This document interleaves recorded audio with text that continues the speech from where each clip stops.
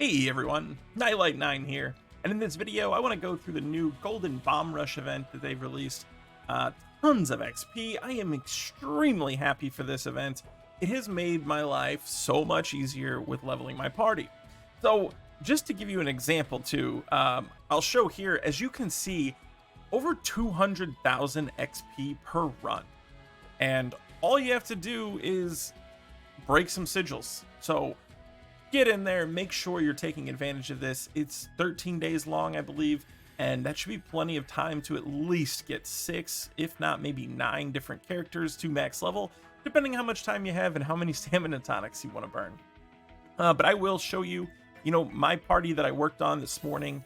I jumped in here and took Tifa, Cloud, and Sephiroth from level 65 to 70 in I don't know, I think it took me like an hour and a half, maybe hour and 45 minutes, probably not quite that long. So very nice, and man, just kind of a breath of fresh air, because I was really not looking forward to having to grind everybody out another 5 levels. This is amazing. One thing I will caution everybody on though, and I'll use my second XP needed team here as an example. You need at least one character on your team to have a sigil break boost. What I mean by that, if we look at Wiser Staff here, you can see under the materia slots that she has an X sigil boost, right? So X sigils are +2. You need at least one character in your party to have a boost like this in order to break the sigils fast enough and not get one shot at the end of the sigil break phase.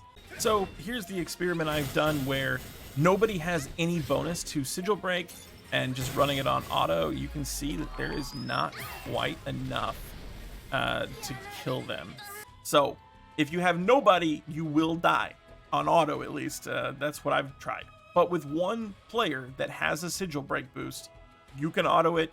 It's worked multiple times for me. I've had no problems with it. And the reason I bring this up is because, if there's people you want to level that maybe you don't have any weapons that have a sigil break boost, you may want to configure them in a way to where they're at least partied with somebody that has one, so that you're not having to bring somebody after you've already leveled them to 70 in to help with that situation.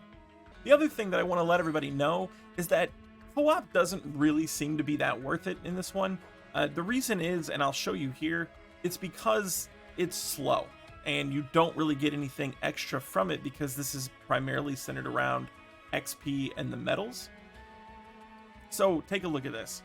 So you can see here, it's just really not that worth it unless you're going for co-op medals.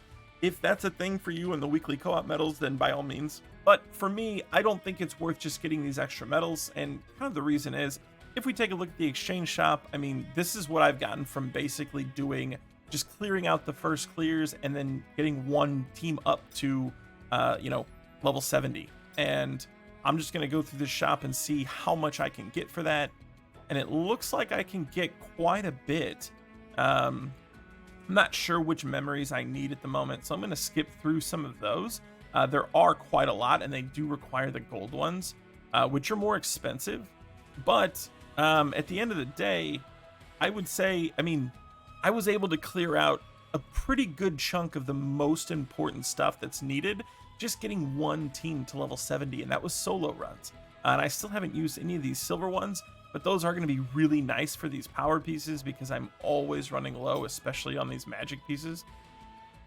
So I'm really, really excited to be able to get those.